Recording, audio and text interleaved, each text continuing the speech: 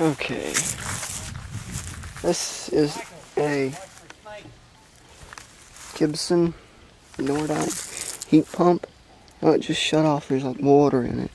It's got a crankcase heater. There's a reversing valve, so it's obviously a heat pump. It is a really wonderful install. We're placed to carry around one from like 80 something. And that is a Copeland compressor.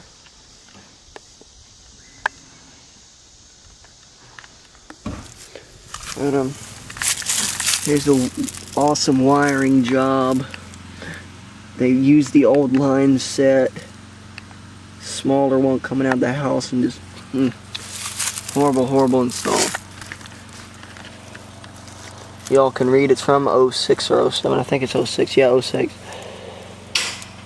R22 Nordine, St. Louis, Missouri.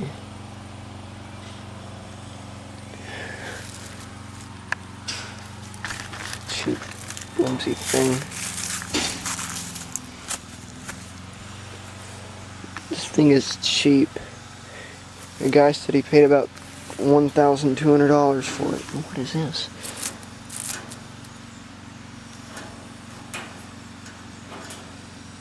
Huh. It's not in bad shape, it's just unreliable.